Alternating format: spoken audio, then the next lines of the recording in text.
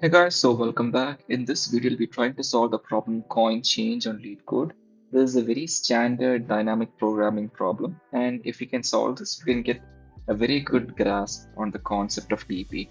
All right, so let's see what this question says. You are given an integer array of coins representing coins of different denominations and an integer amount representing a total amount of money. You have to basically return the fewest number of coins that you need to make up that amount. Okay, so now let's see what they mean by this. Okay, so let's open to the whiteboard. Okay, now here you have the amount as 11. Okay, now there are many ways in which you can make 11 inside of this, right? You can make it as 5, like one coin of $5, then two, 2, like this adds up to 11, right? You could also do something like 5 followed by 6 ones. Even this would add up to 11, right? So like there are multiple ways that you can add up to 11 within the coins that you got. However, we have to find the one which requires the lowest number of coins. So the easiest and the lowest number of coins is 551, right? If we take these three coins, we can add up to 11 very easily, right? So here, uh, 3 should be our output, right? As simple as that. So now let's see as to how we can solve this, okay? Now this is solved by the idea of dynamic programming, okay? What that means is we'll be using the results of our previous calculations to solve the problem we have now, okay? Now every dynamic programming problem will be having an array, okay? It'll be called a DP array. So let's be making an array called DP, right? Now here the amount is 11, so we need 12 space inside your DP array. Okay, for now I'll just be putting 5, right? 1, 2, 3, 4, 5. Now the same concepts, concept can be applied going all the way up to 11. But if I show you that, it'll take like almost half an hour, right? So just show you up to 5. Then the same concept can be used as you go on. Okay. Now what does this DP array represent exactly? The first place shows you the amount of coins required to add up to 0, right? The next place shows you the number of coins or the minimum number of coins to add up to 1, 2, 3, 4, right? So now here it is like 11. The amount you need is like 11. So you need additional blanks till you reach the point 11. Okay. Um, so now I'm just showing you up to 4. Okay. Now every dynamic programming question will be having a base case inside of it. All right. So here the base case will be for 0, right? Because for 0 we can just put 0 itself because no amount of coins is required to gain an amount of 0, right? It's like understandable. Now let's move forward. Okay. Now we'll move on to 1. Okay. How many coins do you need to add up to 1?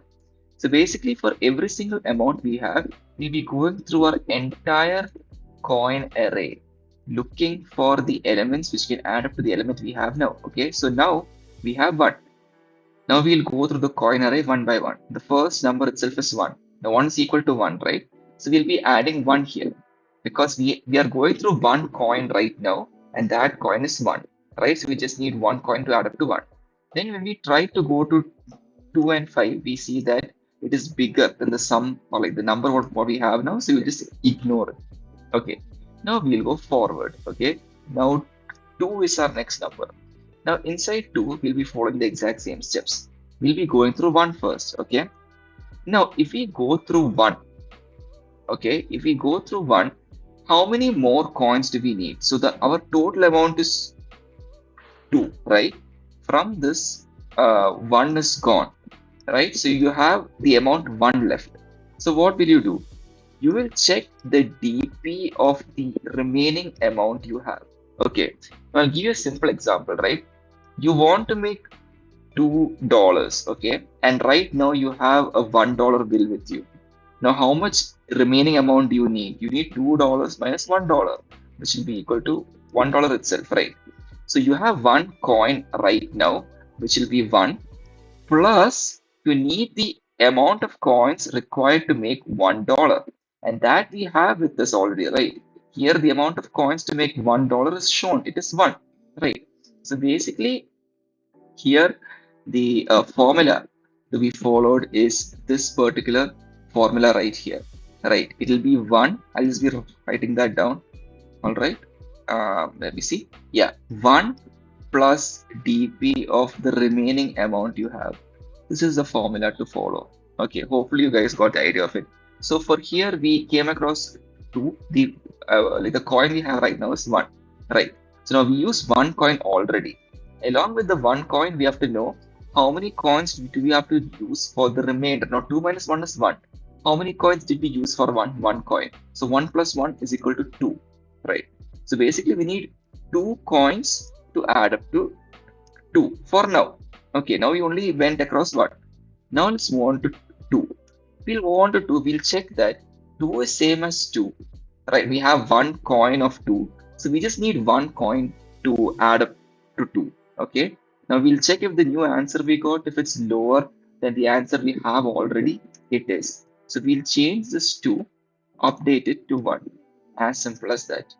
All right, that's the basic idea of how DP works. Now we'll move on to 3. All right. Now for 2, as I said, we'll again go to 5, but 5 is bigger than 2, so we'll ignore it. So let's move on to the third element now. Okay. Now 3 minus 1 is equal to 2, right? Now we are using 1 coin right now, right? We are using 1 coin of $1 inside this. So what will our sum be? Our sum will be 1 plus the dp of this remaining amount what we have. Basically dp of 2. So we need to know how many coins we need to add up to 2. And lucky for us, we found that earlier itself, right? It's 1. So our sum will be 1 plus 1 is equal to 2.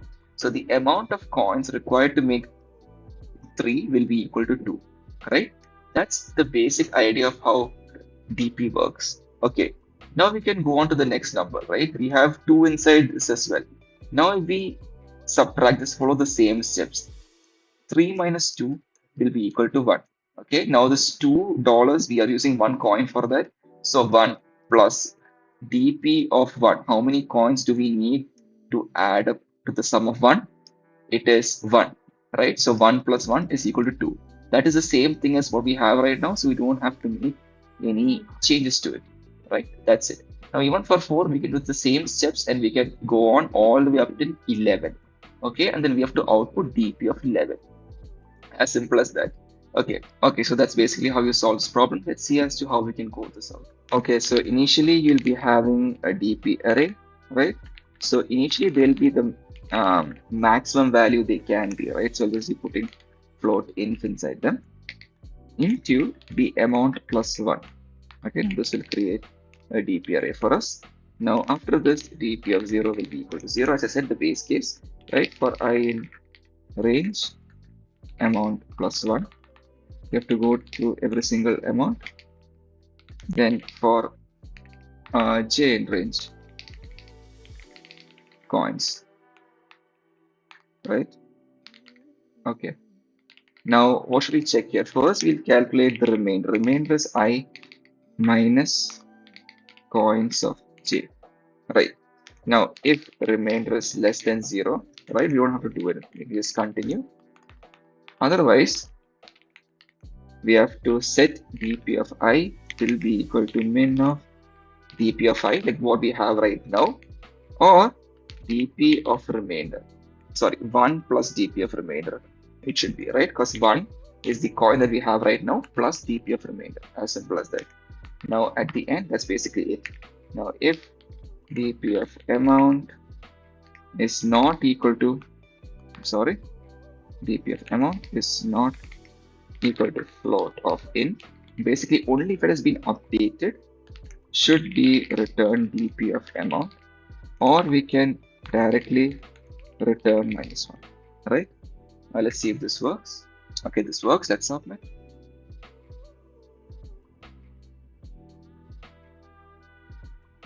Very good. That's how you solve this problem. If you have any doubts, do let me know down below. And that's it for this video. I'll see you in the next one. Goodbye.